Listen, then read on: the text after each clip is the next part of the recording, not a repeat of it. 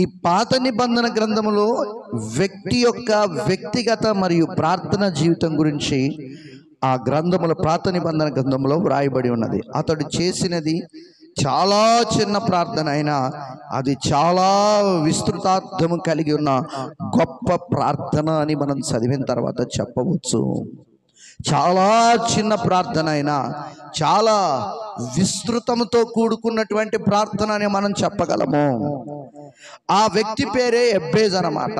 ఆ వ్యక్తి పేరు ఏం పేరట? ఎబ్బేజు.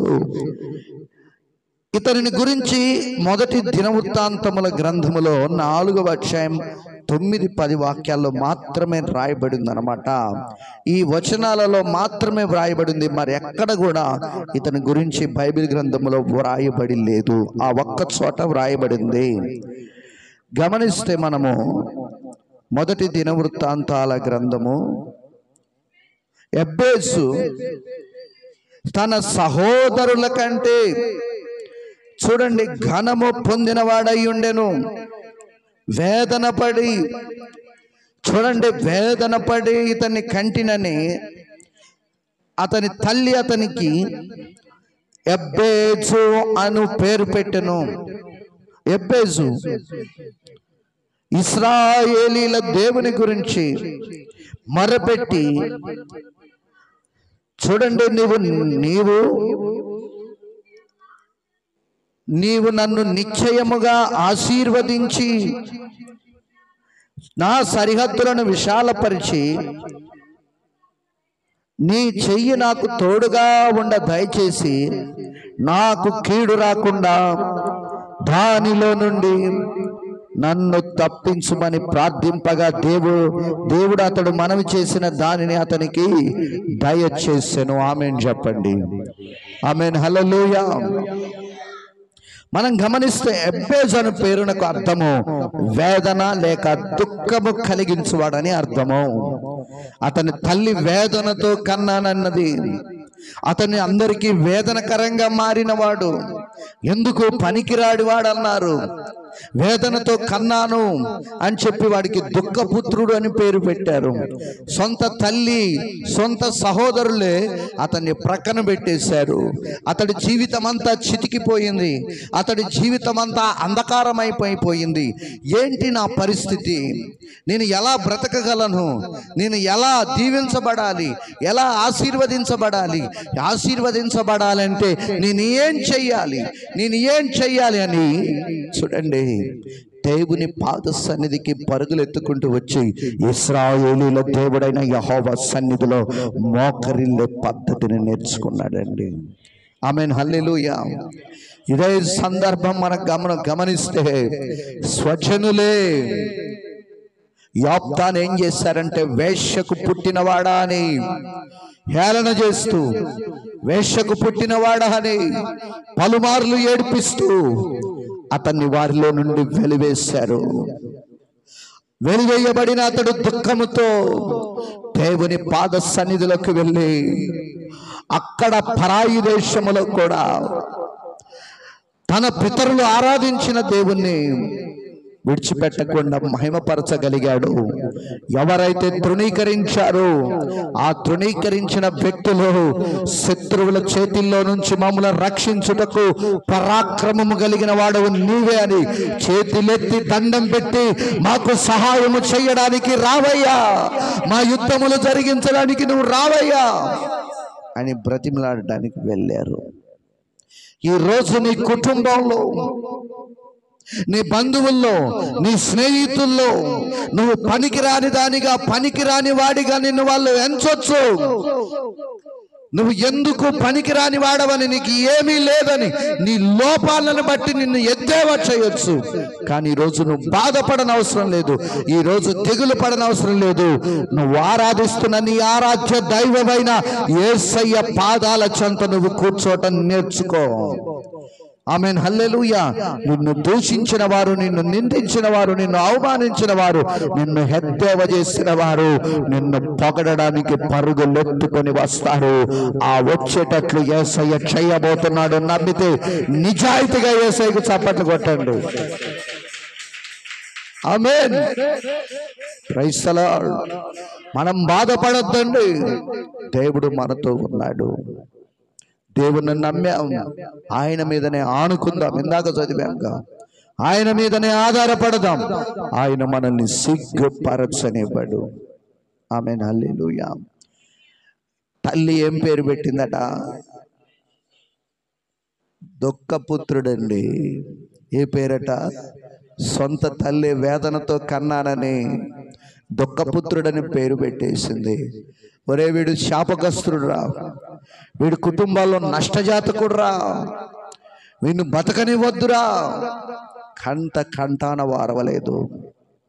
ఈరోజు మీ బిడ్డల్ని మీరు అలాగే చేయకూడదు. తల్లులారా, మీకు దండం పెట్టి చెప్తున్నాను, ఏ లోపాలున్నా నీ పిల్లల్ని నువ్వు ప్రేమించాలి. ఎలాంటి బలహీనతలున్నా నీ పిల్లలపై నీ ప్రేమను చూపి దేవుని సన్నిధిలో ప్రార్థన చేయగలిగితే మీ పిల్లల జీవితాలను నా దేవుడు ఉన్నతంగా ఆశీర్వదించగలడు.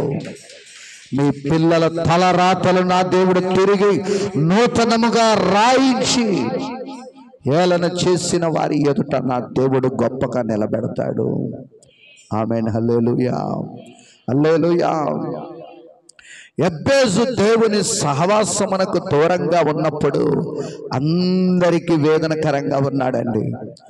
నువ్వు దేవుని నమ్మినప్పటికీ దేవుని సహవాసానికి దూరం అయిపోతే నీకు ఎప్పుడు దుఃఖమే ఉంటుంది. యెబ్బేజు దేవుని సహవాసానికి దూరంగా ఉన్నప్పుడు అన్ని రోజులు కూడా ఎలాగా ఉన్నాడంటే అందరికీ దుఃఖకరంగా, వేదనకరంగా ఉన్నాడు. చాలామంది దేవుని సహవాసం విడిచిపెట్టి మనుషుల సహవాసాన్ని కోరుకుంటున్నారు. దేవుని సహవాసం కంటే మానవుల యొక్క స్నేహ బాంధవ్యాలే ఎక్కువ అనుకుంటున్నారు. మానవుల యొక్క, బంధువుల యొక్క స్నేహమే ముఖ్యమని పోయి కష్టాలు బాధలు వచ్చినప్పుడు ఏ ఒక్కడు దరి రానప్పుడు అయ్యో నేను వాళ్ళ కొరకు అది చేశాను, ఇది చేశాను, జీవితమంతా ధారపోసాను, ప్రయోజనం ఏంటి, ఇప్పుడు నాకు ఉపయుక్తకరంగా ఒక్కడూ లేడే అని వేదన పడుతున్నటువంటి చాలా వ్యక్తులు ఉన్నారన్నమాట. అందుకనే సోదరి సోదరుడా, మానవ సహవాసాలు కోరుకోకు. నీ దగ్గర వాళ్ళు అన్నీ ఉన్నప్పుడు నీ సహవాసం చేస్తారు, నువ్వు కోల్పోయినప్పుడు నీ దరి కూడా చేరరన్నమాట. ఈరోజు యెబ్బేజు దేవుని సహవాసానికి దూరంగా ఉన్నన్ని రోజులు కూడా అందరికీ దుఃఖకరంగా, పనికిరాని వాడిగా మారాడు. కానీ ప్రభు సన్నిధికి వచ్చి నా బ్రతుకు యేసయ్య మాత్రమే మార్చగలడు, నా జీవితాన్ని యేసయ్య మాత్రమే మార్చగలడు, వేదన పుత్రుడు దుఃఖపుత్రుడని ముద్ర వేశారే, ఈ ముద్రను తీసివేయగలిగిన వాడు యేసయ్య మాత్రమే. ఈ పాపపు బ్రతుకు నుంచి విడిపించగలిగిన వాడు యేసయ్య మాత్రమే. ఈ రోత జీవితంలో నుంచి విడిపించి లేవనెత్తగలిగిన వాడు యేసయ్య మాత్రమే. పవిత్రమైన నామాన్ని, జీవితాన్ని ఇవ్వగలిగిన వాడు యేసయ్య మాత్రమే. ఆయన సన్నిధికి నేను వెళతాను, ఆయన పాదముల చెంత మోకరిల్లుతాను, నా జీవితాన్ని ఆయన ఎందుకు మార్చలేడో నేను చూస్తాను అని దేవుని సన్నిధికి పరుగులెత్తటం ప్రారంభించాడు. అక్కడికి వెళ్ళి ఇశ్రాయేలీయుల దేవుడైన యెహోవా ఎదుట ప్రార్థన ధూపం వేయటం ప్రారంభించాడు. ఆమేన్, హల్లెలూయా, హల్లెలూయా. అక్కడికి వెళ్ళి దేవుని ఎదుట మోకరిల్లి దేవుని ఎదుట ఏమడగాలో ఒక నిశ్చయత కలిగి ఉన్నాడు, ఒక ఆశ కలిగి ఉన్నాడు. గందరగోళం లాంటి ప్రార్థన చేయలేదు యెబ్బేజు. ఎందుకంటే హృదయమంతా, గుండెంతా బాధతో, కన్నీళ్లతో చితికిపోయి నిండి ఉంది. ఆ గుండెల్లో భారము దింపగలిగిన మానవుడు ఎవడూ లేడు, యేసయ్య మాత్రమే దింపగలడని ఏమడగాలో ముందే దేవుని సన్నిధికి రాకమునుపే ఆ అడగవలసిన విషయాలు జాగ్రత్తగా, తడబడకుండా, త్రుట్టుబడకుండా మోకరిల్లి ప్రార్థనలు అడుగుతున్నాడు అన్నమాట. Praise the lord. మన జీవితం ప్రభు సన్నిధిలో ప్రారంభమైంది, కానీ చాలా మంది దేవునితో సహవాసం చేయట్లేరు. Praise the lord. ఈరోజు చాలా మంది రాలేదు, ఏ ఏ సహవాసాల్లో ఉన్నారో, ఏ ఏ కార్యకలాపాల్లో మగ్గిపోతున్నారో. ఒక్కొక్కసారి కొంతమంది జీవితాలు ఆలోచిస్తే వేదన కలుగుతుంది. ప్రభు రాకడ సమీపిస్తే సంఘం ఎత్తబడుతుంది. ఇది 100% నిజం. సంఘం ఎత్తబడుతుంది. సంఘం ఎత్తబడినప్పుడు విడవబడిన ఈ బ్యాచ్ని చూస్తే ఒక దైవజనుడిగా ఆవేదన చెందక తప్పదు. ఎందుకంటే శ్రమయో వేదనయో పట్టి ఉన్నవి. పిల్లలు కనవచ్చిరి కానీ వారికి కనడానికి వేదన, బాధ, రోదన. దేవుని సహవాసం కోల్పోకండి అయ్యా, కోల్పోవద్దమ్మా. ఈ లోకము తాత్కాలికం, రేపు మనది కాదన్నట్లుగానే ఈ లోకంలో మనం బ్రతకాలి. ప్రైజ్ ది లార్డ్, హల్లెలూయా. రేపు మనది కాదు, ఈరోజే మంది, మరుక్షణం కూడా మంది కాదు అన్నట్లుగా ప్రభు కొరకు మనం బ్రతకడం నేర్చుకోవాలి. నమ్ముకున్నాం అని లోకంతో స్నేహం చేస్తే మనం దేవుని రాజ్యం వెళ్ళలేమండి. ప్రైజ్ ది లార్డ్, హల్లెలూయా. అందుకనే ఇశ్రాయేలీయుల దేవుడైన యెహోవా సన్నిధికి వచ్చి ప్రార్థించినప్పుడు ఆశీర్వదించబడినాడు అన్నమాట. తన సహోదరులందరికంటే ఘనుడిగా ఎంచబడ్డాడని రాయబడింది. 2 వచనాలు రాయబడి ఉంది, మరెక్కడా కనపడదు. ఒకప్పుడు వేదన పుత్రుడు, ఒకప్పుడు ప్రయోజనము లేనివాడు, ఒకప్పుడు ఎందుకు పనికిరానివాడు, ఇప్పుడు సహోదరులందరికంటే ఘనము పొందినవాడని రాయబడింది. కారణం ఈ ఘనము ఎవరిచ్చారు? ఈ ఘనత ఎవరిచ్చారు? ఈ పేరు ఎవరిచ్చారు? ఈ ప్రఖ్యాత ఎవరిచ్చారు? ఈ గొప్పతనం ఎవరిచ్చారు? ఈ ఆశీర్వాదం ఎవరిచ్చారు? ఎవరు ఇవ్వలేదు. యేసయ్య సన్నిధిలో ప్రార్థించినప్పుడు దేవుడు ఇచ్చాడు. దేవుడు అతని గురించి ప్రత్యేకంగా రాయించాడు. తృణీకరించి ఇతని జాడ కూడా ఉండొద్దని ప్రక్కన పెట్టారు. యేసయ్య మాత్రం అతన్ని తీసుకొని వచ్చి ఈ దినవృత్తాంతాల మొదటి గ్రంథం 9వ అధ్యాయం 4వ అధ్యాయం 9-10 వచనాల్లో అతని గురించి పరిశుద్ధాత్మ దేవుడు రాయించి పెట్టాడు. దేవుని కొరకు మనం బ్రతికితే లోకంలో మనుషులు మన నామాన్ని లేకుండా చేయాలని చూసిన దేవుడు మన నామాన్ని లోకంలో నిలబెడతాడు. గట్టి కొట్టండి. దావీదు అంటాడు కదా, వాడు ఎప్పుడు చచ్చును? ఏమంటున్నారంట శత్రువులు? వాడు ఎప్పుడు చచ్చును, వాడి పేరెప్పుడు మాసిపోవును అని శత్రువులు మాట్లాడుతున్నారట దావీదు గురించి. దేవా, నా ప్రార్థన ఆలకించు. శత్రువుల యొక్క నామము జాడలు లేవు. యేసు రాకడ వరకు దావీదు గురించి ప్రకటిస్తూనే ఉన్నాము. ఆమేన్, హల్లెలూయా. దావీదు గురించి చెబుతూనే ఉన్నాం. కారణం ఏంటంటే దేవునితో సహవాసం చేశాడు. ఆమేన్, హల్లెలూయా. దేవునికి స్తోత్రం కలుగును గాక. ఎవరితో సహవాసం? లోకంతో సహవాసం ఉన్నన్ని రోజులు ఎబ్బేసు దీవించబడలేదు. సహోదరులందరికంటే ఎలా ఎంచబడ్డాడట? ఘనుడిగా ఎంచబడ్డాడండి. ఆమేన్. ఎబ్బేసు ప్రార్థనలో ప్రాముఖ్యమైన 4 విషయాలు. ఒక విషయం మనం నేర్చుకుందాం. నెంబర్ 1, నన్ను ఆశీర్వదించు. చాలా వేదనతో దేవుణ్ణి అడిగాడు, అయ్యా నన్ను ఆశీర్వదించయ్యా. నా పరిస్థితులు ఏం బాగోలేవు, నా కుటుంబ పరిస్థితులు ఏం బాగోలేవు, చాలా దయనీయమైన పరిస్థితి. నీవు ఆశీర్వదిస్తేనే నేను ఆశీర్వదించబడతాననే ఒక బలమైనటువంటి తీర్మానంతో దేవుణ్ణి మొట్టమొదటి మాట అడుగుతున్నాడు, నీవు నన్ను ఆశీర్వదించు. ఆమేన్, ప్రైజ్ ది లార్డ్.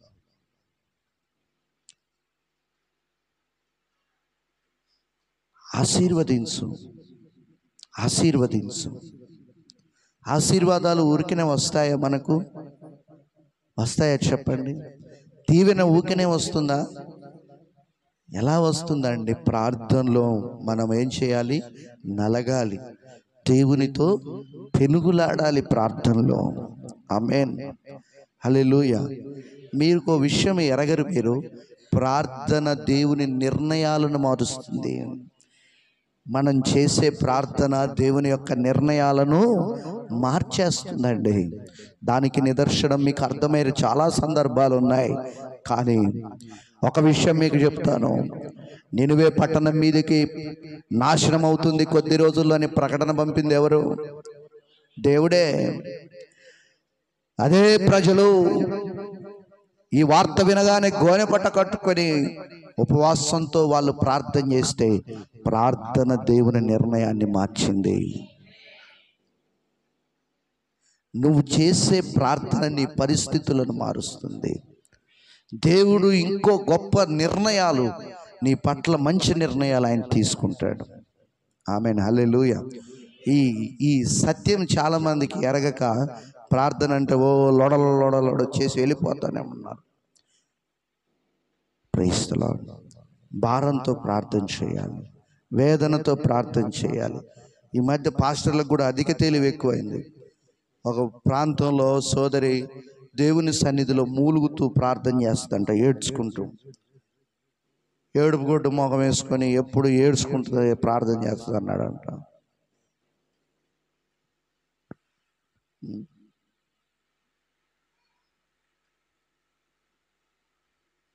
గుండె నలిగింది, గుండెలో బాధ ఉంది, వేదన ఉంది, కుటుంబ పరిస్థితులు ఉన్నాయి. అలా ప్రార్థన చేయాలి, మూలుగుతూ దేవుని సన్నిధిలో ఏడుస్తూ ప్రార్థన చేయాలి.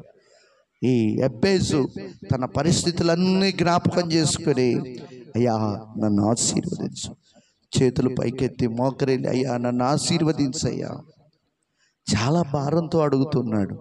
ఈరోజు మీరు ఏం అడగగలుగుతున్నారు దేవుణ్ణి? ఏదో 4 ముక్కలు అడిగేస్తున్నారు, వదిలేస్తున్నారు, కానీ భారం అనేది లేదండి, బాధ్యత అనేది లేదండి. ఆమేన్, ఆమేన్, హల్లెలూయా. క్రైస్తవులుగా దేవుని కార్యాలు మనం ఎందుకు చూడట్లేము అంటే విశ్వాసం అనేది సరిగా స్థిరంగా ఉండటం లేదు. ప్రైజ్ ది లార్డ్, హల్లెలూయా, హల్లెలూయా. స్థిరంగా లేక బైబిల్ గ్రంథంలో కీర్తనకారుడు అంటాడు, దేవుడు లేడని ఎవరంటారట? బుద్ధిహీనులు అంటారు. ఇప్పుడు క్రైస్తవులు ఇది పాటిస్తున్న, విశ్వాసం లేక బుద్ధిహీనులైపోతున్నారు. ఎబ్బేజు ఎక్కడికి వెళ్ళి ప్రార్థన చేశాడు? ఇశ్రాయేలీల దేవుని ఎదుట, అంటే తను మోకరిల్లిన చోట దైవ సన్నిధి దిగి వచ్చిందండి. తను మంచి మనసుతో మోకరిల్లిన స్థలానికి దేవుని సన్నిధి దిగి వచ్చిందండి. ఎలివేసిన వాడిని యెరూషలేములోనికి రాణిస్తారా? వెలివేయబడిన వాడు ఎక్కడ ప్రార్థన చేస్తున్నాడు? వెలివేయబడిన స్థలములోనే ఉండి నిర్మలమైన మనస్సాక్షితో ప్రార్థన చేస్తున్నాడు. ఆమేన్, హల్లెలూయా. ఏమన్నాడు? మొదటిగా ఎబ్బేజు, దేవా నీవు నన్ను ఆశీర్వదించు అన్నాడు. మీరు చెప్పట్లేరు, నెత్తి మీద చేయి పెట్టుకొని చెప్పండి. ఏమనాలి? యేసయ్యా, పరిశుద్ధాత్ముడా, తండ్రి అయిన దేవా, నన్ను, నా కుటుంబాన్ని ఆశీర్వదించు. మంచి మనసుతో చెప్పండి, నన్ను ఆశీర్వదించయ్యా. నిశ్చయముగా దేవుడు మిమ్మల్ని దీవించునుగాక. ఆమేన్, హల్లెలూయా. మనం దీవించబడకపోతే ఎవడు దీవించబడతాడండి? Praise the lord. మనం దీవించబడాలనే ఆశీర్వాదానికి వారసులగుటకే ప్రభు మనల్ని పిలిచాడు. శాపగ్రస్తులు అవ్వటానికి మనం పిలువబడలేదు. ఆమేన్. యేసయ్య వాగ్దానాలన్నిటికీ, ఆయన ఆస్తి అంతటికి మనం వారసులం. ఆమేన్ చెప్పండి. వాటిని పొందుకోవాలంటే మనకి ఏముండాలి? అర్హత ఉండాలి. అదే భక్తి జీవితం, అదే ప్రార్థన జీవితం, అదే దైవ లేఖనానుసారంగా జీవితం. ఈ అర్హతలు వేరే ఏమీ లేవు. ఎగ్జామ్స్ లేవు, టెస్టులు లేవు, పరీక్షలు లేవు, ఏమీ లేవు. బైబిల్ చదువు, పరిశుద్ధంగా బ్రతుకు, ప్రార్థనలో నలుగు, 10 మందికి సువార్త చెప్పు. ఈ చేస్తేనే మనకు ఏంటంట? దేవుని ఆస్తి అంతటికి మనం ఎవరమంట? వారసులం. ఆమేన్. హల్లెలూయా. దేవునికి మహిమ కలుగును గాక. అంతేగాని ఒకటి వెనకడికి మిర్యాలగూడెం ఒక పెద్ద పాస్టర్ వచ్చాడు. ఈ మధ్య మన సంఘంలో అంటారు పెద్ద పాస్టర్లు అంట. పెద్ద పాస్టర్ వచ్చాడు. నేను విశ్వాసిగా ఉన్నాను. అప్పుడు వెళ్ళి మంచి రోషం రాత్రి ఎట్టా ఎగిరెగిరి ప్రసంగం అంత మంటలు మండుతున్నాయి లోపల. అప్పుడు నేను మిర్యాలగూడెం ప్రార్థనకి వెళ్ళాను. అందరూ మీటింగ్ పోతుంటే కొంతమంది పోతే నేను కూడా బండి వేసుకొని పోయాను. అసలు కథ ఎందుకు చూద్దామని వెళ్ళాం. వెళ్ళిన తర్వాత అక్కడ ఒకడు బేరం పెట్టాడు. అభిషేకానికి బేరం. దేనికి బేరం అట? అదే పరలోక నేస్తం పాస్టర్ గారు. ఆయన దేనికి పెట్టాడట? అభిషేకానికి బేరం పెట్టాడు. ఎవరు 10,000 ఇస్తారో నాలో ఉన్న అభిషేకం వాళ్ళ మీద నాయన నీలో ఉన్నది కాదురయ్యా, యేసయ్యలో ఉన్న అభిషేకం కావాలి మనకు. యేసయ్య ఏం చెప్పాడు? నేను ఉచితంగా ఇచ్చాను. నాయన అభిషేకాన్ని బేరం పెట్టాడు. 10,000 దగ్గర నుంచి 7,000కి వచ్చింది. 7,000 దగ్గర నుంచి 5,000కి వచ్చింది. 5,000 దగ్గర నుంచి 4,000కి వచ్చింది. 4,000 దగ్గర నుంచి 3,000కి వచ్చింది. 3,000 దగ్గర నుంచి 2,000కి వచ్చింది. 2,000 దగ్గర 1,000కి వచ్చింది. 1,000 నుంచి 500, 500 నుంచి 100కి వచ్చింది అభిషేకం. అమ్ముడు బేరం. సంతలో బేరం ఆడారు అభిషేకాన్ని. నషాలని కంటింది కోపం విశ్వాసిగా ఉన్నప్పుడే. కానీ ఏం చేయలేను. ఈ పాపులను క్షమించు ప్రభా, ఈ దుర్మార్గుల్ని మార్చు ప్రభా అని ప్రార్థన చేసుకొని వచ్చా. కానీ ఎగబడి ఊరికే వాళ్ళు కూడా ఉన్నారు బాబోయ్. ఎగబడి పిచ్చి మందంతా గొర్రెల్లాగా, ఒక గొర్రె ఆ కాలంలో దూకితే 100 గొర్రె దూకినట్లుగా ఎగబడి పోయేటట్టు ఆశీర్వాదం బేరం పెడితే కొనుక్కోవడానికి ఏమైనా సంతలో దొరికేది ఏమన్నా అనుకున్నారు? అంగట్లో దొరికే వస్తువు ఆశీర్వాదం. నువ్వు వ్యక్తిగతంగా దేవుణ్ణి అడిగితే అభిషేకం ఇస్తాడు, ఆశీర్వాదాన్ని ఇస్తాడు. ఆమేన్. హల్లెలూయా. ఆమేన్. హల్లెలూయా. ఇప్పుడు అన్ని వ్యాపారాలే జరుగుతున్నాయి. పెద్ద పార్టీ పాదిరిగారులు వ్యాపారం. 10,000 ఇచ్చిన వారికి స్పెషల్ గిఫ్ట్, 5,000 ఇచ్చిన వారికి చిన్న గిఫ్ట్. మరి ఈ గిఫ్టుల బాధ ఏందిరా బాబు? భక్తులను పరలోకం చేర్చే మార్గం చూపించండి రా బాబు. నిజమైన ప్రార్థనా పరులుగా తీర్చిదిద్దండి రా బాబు. నిజమైనటువంటి క్రీస్తు బిడ్డలుగా వాక్యంలో పెంచండి రా బాబు. ఈ గిఫ్ట్లు ఎవరికి కావాలి? సంపాదన ఎవరికి కావాలి? ఆమేన్. హల్లెలూయా. నేను మాత్రం గుండె మీద చెయ్యేసుకొని మొన్న ఒకరికి చెప్పాను, యేసు కొరకు పొలం అమ్ముకున్నాను, ఉన్న 2 గుంటల ఆస్తి కూడా అమ్ముకున్నాను. నాకు ఆస్తులు అంతస్తులు వద్దు. Praise lord. గుండె మీద చెయ్యేసుకొని నేను సస్తే పరలోకం పోత క్రీస్తు కొరకు క్రియలు చేశా. ఆమేన్. ఒకడు అన్నాడు, అందరు సంపాదించుకుంటాడు, వేది అమ్ముకుంటున్నావు అన్నాడు. నేను వచ్చిందే అమ్ముకోవడానికన్నా. ఆమేన్. హల్లెలూయా. Praise lord. దేవునికి స్తోత్రం. Praise the lord. వ్యాపారం. అభిషేకం ఏంటంట? వ్యాపారం. ఆశీర్వాదం ఏమైపోయింది? వ్యాపారం. ఇప్పుడు కొత్త పాదిరి గారులు వచ్చారు. ఏంటంట? మొన్నటిదాకా ఒకడు విజయవాడలో ఏదో ఉంది, నాకు గుర్తులేదు. మీ అందరు కూడా ఫేమస్ అయింది. ఏంటంట? దాంట్లో నీళ్ళల్లో స్పిరిట్ కలిపి మత్తు ఉండే వాటర్ కలిపి నీళ్ళు ప్రజల మీదకి చల్లేవాడు. చల్లితే కుప్పలుగా ఇరగబడేవాళ్ళు. ఓ అద్భుతం, ఓ ఆశ్చర్యకారం అన్నారు. ఓ అద్భుతం. ఎగబడ్డారు జనాలు. కుప్పలు మంది ఉన్న చోట యేసయ్య ఉన్నాడు. కుప్పలు ఎగబడ్డారు. యేసయ్య అక్కడే ఉన్నాడు, ఎక్కడ లేడు అన్నారు. ఉర్రూతలు ఊగారు. దేవుని కాలం వచ్చింది. దేవుడు బయట పెట్టాడు. ఎంక్వైరీకి వెళ్ళారు, టెస్టులు చేశారు, తీసుకెళ్ళి బొక్కలో వేశారు. ఈ రోజు వరకు జాడలేడు. చర్చి క్లోజ్ చేశారు. నడుస్తుందో నడవట్లేదో నిజాయితీగా ఉండాలండి మనం. ఇప్పుడు ఇంకా కొత్త పాదిరి గారులు వచ్చారు. కొత్త పాదిరి గారులు ఇప్పుడు తైలాభిషేకం. ఒరి నాయన, దేవుడు కోరుకున్న వాడిని అభిషేకించండి రా బాబు. ఎవరినట? ఏలియాకి ఏం చెప్పాడు? నేను ఒకరిని కోరుకున్నాను, షాఫాతు కుమారుడైన ఎలీషాను కోరుకున్నాను, అతని దగ్గరికి వెళ్ళి అతన్ని అభిషేకించు. సమూయేలుకు చెప్పాడు, దావీదును ఎన్నుకున్నాను, నువ్వు తైలపు కొమ్ము పట్టుకో. ఎవరిని పడితే వాడిని అభిషేకిస్తే ఈ దొంగ క్రైస్తవులు తయారవుతున్నారు, దొంగ సేవకులు తయారవుతున్నారు. విశ్వాసులు కూడా పోయి నెత్తికి వాళ్ళ చేతి కింద ఏం పెడుతున్నారు? తలకాయ పెట్టేస్తున్నారు. అభిషేకం ఎక్కడి నుంచి రావాలండి? దేవుడు అభిషేకించాలి. దేవుడు ఒక సేవకుని నీ కొరకు ప్రత్యేకంగా పంపాలి. నువ్వు కాళ్ళ గచ్చి ఉరకటం కాదు. దేవుడు నీకు చెప్పాలి, అక్కడ అతనికి చెప్పాలి. అంతేగాని తైలాభిషేకాలు, మర్దనలు, రోకల బండలు రుద్దటాలు, దేవుని నామానికి అవమానం వస్తుంది. అన్యులు వీడియోలు చేస్తున్నారు. యూట్యూబ్ ఓపెన్ చేస్తే యూట్యూబ్ కూడా చూడట్లేదు. మధ్య నేను ఇన్స్టాగ్రామ్ కూడా చూడట్లేను. చూస్తే ఆ ఫేస్బుక్ ఒకటి, నేను పెట్టుకున్న పోస్టులు ఒకటి, తదుపరి ఇక చూస్తే వాట్సాప్లో ఆ స్టేటస్ వాగ్దానం పెట్టుకొని కథం ఇంకా సెల్లు మూసేసుడే. ఈ మధ్య నా ఛానల్ రన్ చేయక కూడా దరిదాపు ఒక 8 నెలలు అయింది. మొన్న ఆదివారం ఒక మెసేజ్ పెట్టాను, క్రైస్తవులు హల్లెలూయా. బాధేస్తుంది, క్రైస్తవుల గురించి వీడియోల మీద వీడియోలు చేస్తున్నారు. అందుకనే ఆశీర్వాదం ఎక్కడి నుంచి రావాలి? కొనుక్కుంటే వస్తుందా? అంగట్లో సరుకా? పాస్టర్లు అమ్మితే వస్తుందా? ఈ రాత్రికే నువ్వు ధనవంతురాలు అయిపోతున్నావు అంటే అయిపోతావా? నువ్వు నీ స్థితి ఏంది, నువ్వేంటో, నీ భక్తి ఏంటో, నిన్ను కాస్తున్న నీ కాపరికి తెలుసు. వాడేవాడికి తెలుసండి నీ గురించి? మన ఇంటోడి గురించి మనకు తెలుసు, బయటోడికి తెలుస్తుందా?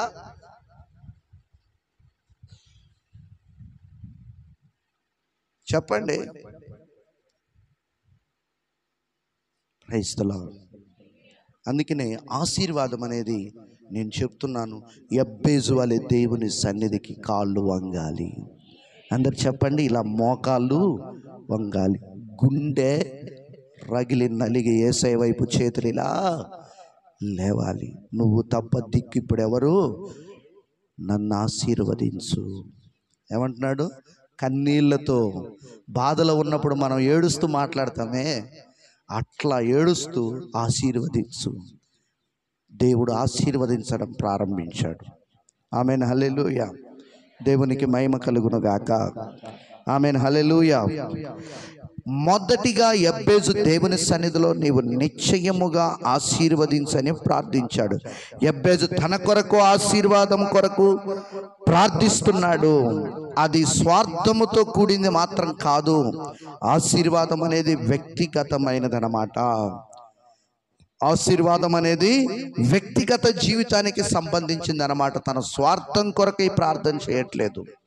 తనున్న పరిస్థితులను బట్టి తన వ్యక్తిగత జీవితం అభివృద్ధి పరచబడాలని బలమైన ప్రార్థన చేస్తున్నాడండి దేవుని సన్నిధిలో. వ్యక్తిగతమైనది అన్నమాట. దేవుని సన్నిధికి వచ్చే ప్రతి వారు కూడా దేవునితో వ్యక్తిగత ప్రార్థన సంబంధం కలిగి ఉండాలి. ప్రార్థనకు వచ్చేవాళ్ళు ఏముండాలి? కుటుంబాల్లో వ్యక్తిగత ప్రార్థన జీవితం యేసయ్యతో కలిగి ఉండాలి. మనందరికీ మాదిరికరం వ్యక్తిగతంగా ప్రార్థన చేసుకోవడానికి మోషే కొండ మీదకి వెళ్ళేవాడు, అవునా? వ్యక్తిగతంగా దేవునితో సహవాసం చేయడానికి మోషే నాయకత్వం తర్వాత యెహోషువ భుజస్కంధాలపై ఎత్తుకొని ఆ నాయకత్వాన్ని ఆయన వ్యక్తిగతంగా దేవునితో ప్రార్థన చేసేవాడు. వ్యక్తిగత సహవాసం. మనం చూస్తే ఎలీషా వ్యక్తిగతంగా ప్రార్థన, ఏలియా కర్మేలు పర్వతంపై వ్యక్తిగత ప్రార్థన సహవాసం దేవునితో. అలాగే దానియేలు గారిని చూస్తే తన గదిలో వ్యక్తిగత ప్రార్థన సహవాసం దేవునితో కలిగి ఉన్నాడు. ఎస్తేరును మనం చూస్తే రాజ సన్నిధిలో తాను ఒక వ్యక్తిగత ప్రార్థన సహవాసం. అలాగే యేసయ్య దగ్గరికి నేరుగా వచ్చేస్తే యేసయ్య అరణ్యంలోనికి, తోటలోనికి వెళ్ళి వ్యక్తిగతంగా ప్రార్థన చేసేవాడు. ఒక మాదిరి శిష్యులకు చూపించాడు. మరి మీరేం చేస్తున్నారు? వ్యక్తిగతంగా దేవునితో మనకు సరైనటువంటి సంబంధం మనం కలిగి ఉండాలి. రాత్రి చెప్పానుగా, మైకు వైర్ ఊడబీగితే మైకు కలెక్షన్ అనేది కనెక్ట్ అయితేనే ఇది సౌండ్ వస్తుంది. దేవునితో మనం కనెక్ట్ అయి ఉండాలి. ఆమెన్, హల్లెలూయా. ఎలా ఉన్నాడు రాత్రి ఆ వ్యక్తి? హిజ్కియా యెహోవాను హత్తుకొని, అంటిపెట్టుకొని కాదు, ఎలా ఉన్నాడంట? హత్తుకొని ఉన్నాడంట. చాలా చక్కటి మాట రాయబడింది. ఆమెన్.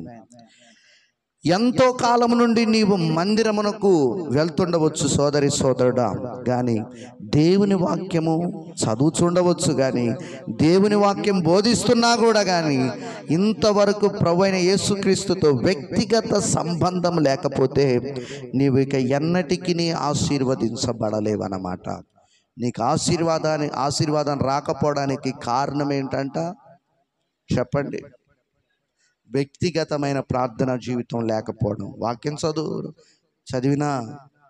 చదివేదాని కావచ్చు, లేకపోతే బలపరిచేదాని కావచ్చు ఇతరుని, అయినా కూడా నీకు ఏం లేకపోతే, వ్యక్తిగత సంబంధం దేవునితో నువ్వు లేకపోతే, ప్రార్థన జీవితం లేకపోతే, ఇవన్నీ కూడా వ్యర్థమైపోతాయి అన్నమాట.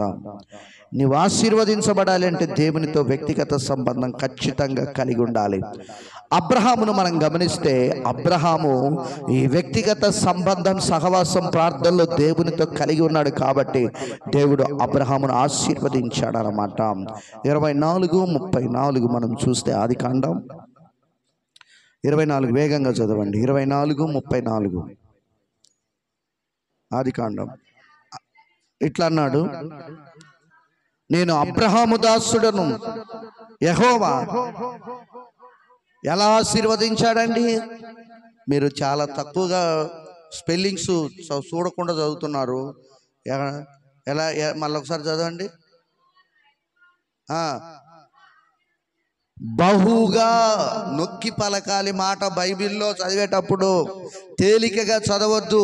నొక్కి పట్టి ఎత్తి పట్టే మాటలు మనం చదువుతుంటే దేవుని అభిషేకం పక్కోళ్ళకి దిగి రావాలి. ఆ మాట గుండెను తాకాలి, అంతేగాని తేలికగా పెదాల మీద చదవద్దు. ఆమేన్, హల్లెలూయా. ఏదో పేరా లైన్ చదువుకుంటా గడగడ చదవటం కాదు. అక్కడ ఉన్న మాటని మనం ఎలా పలకాలో నేర్చుకోవాలి. బైబిల్ చదివే వాళ్ళు అందరూ కాదు. కొంతమంది యెహోవా కాదు, ఇశ్రాయేలీల దేవుడైన యెహోవా. శక్తి ఉండాలి మాటలో. ఆ మాటలో పవర్ ఉంది. మనం పవర్ తీసేసి మాట్లాడుతున్నాం. ఆమేన్, హల్లెలూయా. నీ దేవుడైన యెహోవా అని ఉంటుంది మాట. నీ అని సాగబీకుంటుంది. నీకి ఏముంటుంది పైన? ఏముంటుంది చెప్పండి? దీర్ఘం.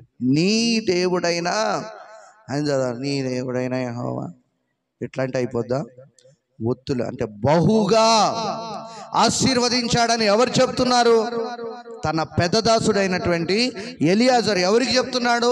సంబంధానికి వెళ్ళాడు. ఇస్సాకుకు సంబంధం చూడడానికి రిబ్కా వాళ్ళ ఇంటికి, లాబాన్ ఇంటికి వెళ్ళి, నా యజమానుడైన అబ్రహామును తన దేవుడైనటువంటి యెహోవా బహుగా ఆశీర్వదించాడు. ఈ ఆశీర్వాదం ఎట్లా వచ్చింది? ఈ దీవెన ఎట్లా వచ్చింది? ఈ మేలులు ఎట్లా పొందుకున్నాడు? ఈ సమృద్ధి ఎలా కలిగిందంటే వ్యక్తిగత ప్రార్థన, సహవాసము దేవునితో కలిగి ఉన్నాడు కాబట్టే ఈరోజు మనకి దీవెనలు రాకపోవడానికి గల కారణం, దేవుని ప్రియులారా, వ్యక్తిగత ప్రార్థన జీవితం దేవునితో లేదు. ఆమేన్. నికాసుగా నిజం చెప్పండి. దేవుని సన్నిధిలో నేను ఒక మాట అడుగుతాను. ఇక్కడ ఆన్లైన్ ప్రార్థన రాత్రి జరిగింది. 1:31కి అయిపోయింది. గంట కొట్టినట్టుగా అయిపోయింది. చివరి ప్రార్థన ఆశీర్వాదం. ఎంతమంది ఇక్కడి నుంచి వెళ్ళి మరలా ఇంటికాడ మోకరిల్లి ప్రార్థన చేసిన వాళ్ళు ఒక్క గుండె చేయొద్దండి. మరలా మోకరిల్లా ఇంటికి వెళ్ళి ఆయన ఎక్కడ వచ్చాడు ప్రార్థనకు? ఆయన చేయొచ్చండి వెనక. ప్రైజ్ లార్డ్, హల్లెలూయా. ఎంతమంది అంట? ఎవరెవరు? మరలా ఇంటికి వెళ్ళి అది కావాలి. అది వ్యక్తిగత సహవాసం దేవునితో. Praise lord. అది వ్యక్తిగత సహవాసం. మోకాళ్ళు వంగాలి. ఆమేన్. ఇక్కడి నుంచి వెళ్ళినా మళ్ళీ అక్కడికి వెళ్ళి ఏం చేసుకోవాలట? ప్రార్థన చేయాలండి. అది వ్యక్తిగతంగా దేవునితో సహవాసం కలిగి ఉండాలి. అంతేగాని ఇంతసేపు ప్రార్థనలోనే ఉండొచ్చా, యేసయ్యా నీకు స్తోత్రం, నాకు ఆత్రం, నిద్రపోయినాం. ఆమేన్, ఆమేన్, హల్లెలూయా. ఇలా ఉండొద్దండి. ఎన్నిసార్లైనా మనం ప్రార్థన చేయాలి. ఆమేన్, హల్లెలూయా. అదేవిధంగా యోబు, దావీదు, ఇంకా అనేక మంది ఉన్నారు. కారణం, వారు దేవునితో వ్యక్తిగత ప్రార్థన జీవితం కలిగి ఉన్నారు కాబట్టి వారిని కూడా దేవుడు ఏం చేశాడట? ఆశీర్వదించాడు. కీర్తనకారుడు తెలియపరుస్తున్నాడు, పిల్లలనేమి పెద్దలనేమి తన యందు భయభక్తులు గల వారిని అందరినీ యెహోవా ఆశీర్వదించునని 115:13 ఆయన రాశారు.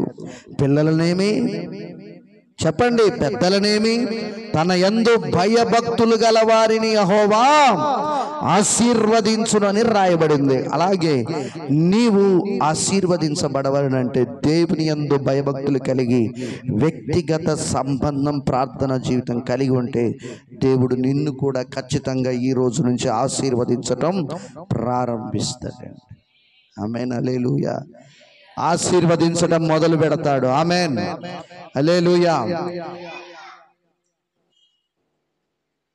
నాకు ఒక్కొక్కసారి అనిపిస్తుంది, పుట్టు క్రైస్తవుల కంటే సడన్గా దేవుని నమ్ముకొని కన్వర్ట్ క్రిస్టియన్గా మారినటువంటి స్త్రీలు ఉంటారు కొంతమంది, పురుషులైన స్త్రీలైన వాళ్ళు భలేగా ఉంటారండి దేవుళ్ళో నమ్మకంగా. మన పుట్టుకస్తున్న క్రైస్తవులకే మాయదార రోగాలు వస్తాయి, ప్రార్థన జీవితం ఉండదు, ఏముండదు. ఎందుకంటే మోయాబు దేశం అంటేనే వ్యభిచార సంబంధమైన దేశం, శరీర కోరికలకు వరస వాయి లేని ప్రాంతం అది. అందుకనే కాళ్ళు కడుక్కునే పల్లెం అంటే చెత్త బుట్ట, డస్ట్ బిన్ను లాంటి దేశం అది, కంపు కొట్టే దేశం అన్నమాట. అట్లాంటి దేశంలో నుంచి ఒక అమ్మాయి దేవుని నమ్ముకొని క్రైస్తవ కుటుంబానికి ఇవ్వబడి భర్త చచ్చిపోతే నిండు యవన వయసులో అత్తతో పాటు జతగట్టి ప్రయాణం కట్టింది. అత్త నువ్వు రావద్దు నాయమటని అత్త ఎన్ని శాపనార్థాలు పెట్టినా కూడా ఒక ఇంత అత్తలో దురాత్మ దూరి నువ్వు పెళ్లి చేసుకో యవన వయసు ఉందని చెప్పినా కూడా పిచ్చి మోహన్ దాన నాకేం పెళ్ళి అని, నీకు నువ్వు పెళ్లి చేసుకోకుండా ఒకవేళ నేను పిల్లలు కరాలని ఇప్పుడు ఎవరన్నా పెళ్లి చేసుకున్నా ఇప్పుడు నేను కానీ వాళ్ళని పెంచి పెద్ద చేసేగల నువ్వు ముసలిదాని గుడుకు అంటావు అని ఇట్లాంటి చెత్త మాటలన్నీ చెప్పింది. కానీ నాతో వచ్చి యేసయ్యను ఆరాధించి నీ జీవితాన్ని మారుస్తాడని చెప్పింది ఎక్కడనైనా చెప్పిందా? అరే దేవుని నమ్ముకొని తన దేవుని యొక్క చరిత్రను నేను ఎరుగుదును, నేను అనుకుంటున్నాను తన భర్త గురించి తన దైవ శక్తిని తెలుసుకొని ఉంటుంది. భర్తతో కొద్ది రోజులు సంసారం చేసిన తన భర్త దగ్గర దైవభక్తి అలవర్చుకొని ఉంటుంది. తన భర్త ప్రార్థనా పరుడై ఉండొచ్చు. అందుకనే అత్తకు చెప్తుంది, బుద్ధి తెచ్చుకోవాలి. కొంతమంది క్రైస్తవులు మనకు చిన్నలు కూడా చెప్తారు, అంటుంది నేను మరణం తప్ప నిన్ను నన్ను ఏది నీ దేవుడే నీ జనులే. ఇప్పుడు కోడళ్ళు ఎట్టున్నారు, బతికుండగానే చితి పెట్టే కోడళ్ళు ఉన్నారు. మీరందరూ మంచి వాళ్ళ కోడలు నా మీదకి రావద్దు, మీ అందరికి వందనాలు. ఆమేన్, హల్లెలూయా. బతికుండగానే రంపరాకాశన పెడతా ఉంటారు. ఒక ముసల్దాన్ని మొన్న వీడియోలో చూపించారు, కొడుకు కోడలు మంచంలో పడుకున్న ముసల్దాన్ని కాళ్ళు చేతులు పట్టుకొని నేలకేసి బాదారు. కన్న తండ్రిని ఉరికొచ్చి తంతే కుర్చీలో నుంచి పడ్డాడు ముసలోడు. మొన్న మన పాలకీలోనే సురక్ష ఇంటర్నెట్ ఎదురుగా అవతలే పొక్కిల్లు ఉంటుంది, పేరు చెప్పను. సాయంత్రం పూట నీళ్ళకు పోయాను, అత్త మూతిలే గుద్దుతుంది కోడలే. ఆ ముసల్దాని ప్రాణం ఎంత నాకు బాధ అనిపించింది. రేపు ఈమగతి కూడా ఇంతేగా, ఒక కొడుకుంటే ఈమగతి కూడా ఇంతేగా. Praise the lord. బతికుండగానే ఏం చేస్తున్నారట, చంపేస్తున్నటువంటి రోజులండి ఇవన్నీ. అట్లాంటి ఈ రోజుల్లో ఆ కోడలు ఏమంటుంది ముసల్దాన్ని పట్టుకొని, ముసల్దానా నీ సావు నువ్వు చావన్నదా? ఇంకోతుంది వారపమా ఈ మాట చెప్పగానే ఇంకొని పెళ్లి చేసుకుని హాయిగా సంసారం చేయపోగానే బాయ్ టాటా సీ అత్తగారు క్షేమంగా వెళ్ళి క్షేమంగా ఉండు, బతికుంటే ఇప్పుడు లెటర్ రాయి వార్ప. Praise the lord. దొంగ ప్రేమ కొంతమంది తీపి మాటలు ఉంటాయన్నమాట. Praise the lord. కానీ రూతు మాత్రం అంటుంది, శపించబడిన దేశం నుంచి క్రైస్తవ కుటుంబానికి వచ్చినా కూడా నీ దేవుడే, నీ ఆరాధ్య దైవమే నా ఆరాధ్య దైవం. మరణం తప్ప నిన్ను నన్ను ఏది వేరు చేయదు. నా పొందిలో ప్రాణం ఉండగా నువ్వు నన్ను తిట్టినా కొట్టినా నీ చెయ్యి మాత్రం నేను విడవను, నీతోనే యెరూషలేములో బెత్లెహేముకు వస్తాను అని చెప్పి పట్టుబడింది. నీ జనులే నా జనులు, నువ్వు పండుకున్న చోటే నువ్వు పస్తులుంటే నేను పస్తులుంటాను. ఇలా తీర్మానంతో వెళ్ళిందండి. వెళ్ళి ప్రార్థనా జీవితాన్ని కట్టుకుంది. దేవునితో వ్యక్తిగత సంబంధం కలిగి ఉండి మొదటిగా పరిగెరడానికి వెళ్ళింది. ఎక్కడికి వెళ్ళిందండి? ఎక్కడికి? బోయాజు పొలంలో దీనురాలిగా మొహమాటం ఏమీ లేకుండా పరిగెరుకోవడానికి వెళ్ళింది.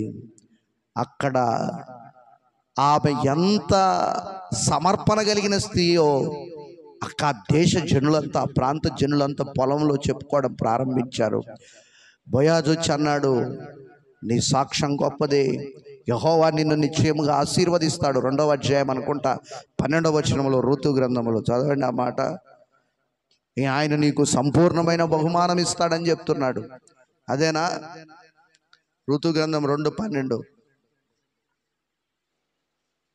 చదవండి అమ్మా. ఆశీర్వాదం కావాలన్న వాళ్ళందరూ చదవండి. తెరవండి బైబిలా. చదువు రానోళ్ళు వినండి, వాళ్ళు చదువుతుంటే జాగ్రత్తగా. ఋతు 2:12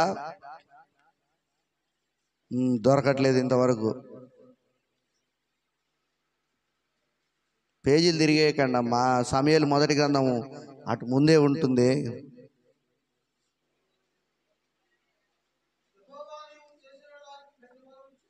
యెహోవా నీవు చేసిన దానికి ప్రతిఫలం ఇస్తాడు. ఏం చేసింది ఆమె? ఏం చేసింది? ఏం చేసిందట? చదువు. విడిచి, నీవు నీ తల్లిదండ్రులను, నీ జన్మభూమిని విడిచి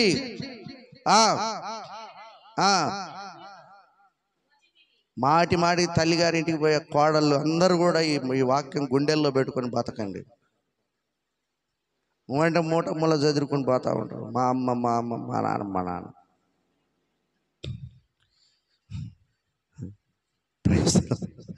అందరికి కోపం వస్తున్నారు. అయ్యగారేంటి ఇలా మా మీద పడ్డాడు, ఈరోజు రాకుండా బాగుండు యేసయ్య అనుకుంటున్నారేమో.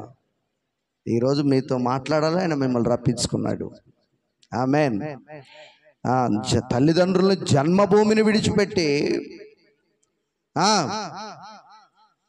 నువ్వు ఎరగని జనముని యొద్దకు వచ్చితివి.